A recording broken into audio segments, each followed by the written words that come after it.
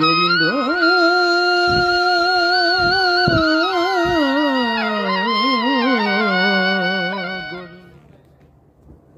হরে কৃষ্ণ হরে কৃষ্ণ। আজকে শ্রাবণ মাসের কামিকা একাদশী সম্পর্কে আলোচনা করব। এই মাহাত্ম্য, একাদশীর এই মাহাত্ম্য জানা অতি আবশ্যক সকলের। এই মাহাত্ম্য পাঠ করলে, শ্রবণ করলে পুণ্য লাভ হয়। তাই আমি কথা না বাড়িয়ে আজকে আমরা আলোচনা করব কামিকা একাদশী। শ্রাবণ কৃষ্ণপক্ষিয়া কামিকা একাদশীর কথা ব্রহ্মবৈবর্ত পুরাণে যুধিষ্ঠির কৃষ্ণ সংবাদে বলা হয়েছে। যুধিষ্ঠির মহারাজ কৃষ্ণকে বললেন, হে গোবিন্দ, হে বাসুদেব, শ্রাবণ মাসের কৃষ্ণপক্ষের একাদশীর নাম এবং মাহাত্ম্য সবিস্তারে আমার কাছে বর্ণনা করুন। তা শুনতে আমি অত্যন্ত কৌতূহলী।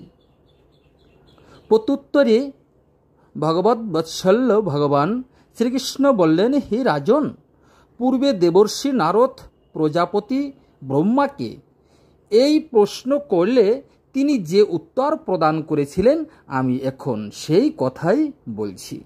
আপনি মনোযোগ সহকারে তা শ্রবণ করুন। এক সময় ব্রহ্মার কাছে ভক্ত শ্রেষ্ঠ নারদ জিজ্ঞাসা করলেন, হে ভগবান, শ্রাবণ মাসের কৃষ্ণপক্ষিয়া একাদশীর নাম কি? এর আরাধ্য দেবতাই বা কে? সেই ব্রতের বিধিই বা কী রকম? এবং এই ব্রতের ফলে কি পুণ্য লাভ হয় তা সবিস্তারে জানতে ইচ্ছা করি। আপনি কৃপা করে আমাকে তা জানালে আমার জীবন ধন্য হবে। হরি বল, হরি বল। শ্রী নারদের এ কথা শুনে ব্রহ্মা অত্যন্ত সন্তুষ্ট হলেন। তিনি বললেন, হে বৎস, জগৎ জীবের মঙ্গলের জন্য আমি তোমার প্রশ্নের যথাযথ উত্তর দিচ্ছি, তুমি তা শ্রবণ করো।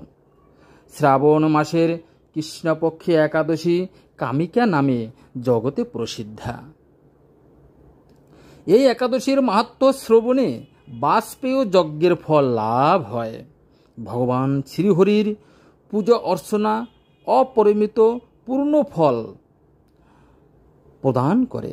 গঙ্গা, গোদাবরী, কাশী, নৈমিষারণ্য, পুষ্কর ইত্যাদি তীর্থ দর্শনের সমস্ত ফল একমাত্র কৃষ্ণ পূজার মাধ্যমে কোটি গুণ লাভ করা যায়। জয় রাধে রাধে, রাধে রাধে। সাগর ও অরণ্য যুক্ত পৃথিবী দানের ফল, দুগ্ধবতী গাভী দানের ফল অনায়াসে এই ব্রতে পালনে লাভ হয়। যারা পাপপূর্ণ সাগরে নিমগ্ন, এই ব্রতই তাদের উদ্ধারের একমাত্র সহজ উপায়। এই রকম পবিত্র পাপনাশক শ্রেষ্ঠ ব্রত আর জগতে নেই। শ্রীহরি স্বয়ং এই মাহাত্ম্য কীর্তন করেছেন। রাত্রি জাগরণ করে যারা এই ব্রত পালন করেন, তারা কখনো দুঃখ দুর্দশাগ্রস্ত হন না। এই ব্রত পালনকারী কখনো নিম্নজনী প্রাপ্ত হন না। কেশবপ্রিয় তুলসী পত্রে যিনি শ্রীহরির পূজা করেন, পদ্ম পাতায় জলের মতো তিনি পাপে নির্লিপ্ত থাকেন।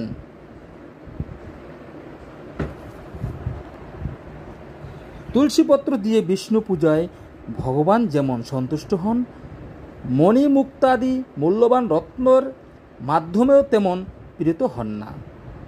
যিনি কেশবকে তুলসী মঞ্জরি দিয়ে পূজা করেন, তার জন্ম অর্জিত সমস্ত পাপ ক্ষয় হয়ে যায়। এই প্রসঙ্গে ব্রহ্মা বললেন, হে নারদ, যিনি তুলসীকে প্রত্যহ দর্শন করেন, তার সকল পাপ রাশি বিদূরিত হয়ে যায়।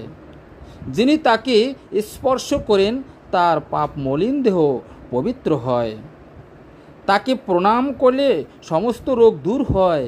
তাকে জল সিঞ্চন করলে যম তার কাছে আসতে ভয় পায়। শ্রী হরিচরণে তুলসী অর্পিত হলে ভগবত ভক্তি লাভ হয়। তাই হে কৃষ্ণ ভক্তি প্রদায়িনী, তোমার তোমায় প্রণাম করি। যে ব্যক্তি হরিবাসরে ভগবানের সামনে দীপদান করেন, চিত্রগুপ্ত তার পুণ্যের সংখ্যা হিসাব করতে পারে না। তার পিতৃপুরুষেরাও পরম তৃপ্তি লাভ করেন।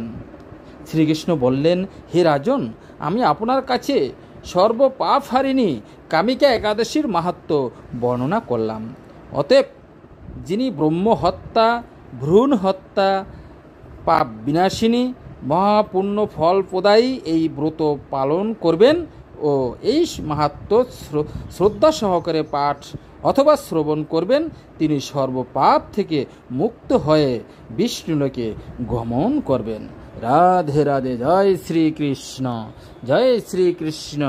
সকল ভক্তদের বলবো, এই পূর্ণ একাদশী আপনারা সকলেই পালন করবেন এবং জগৎ জীবের মঙ্গল প্রার্থনা করবেন।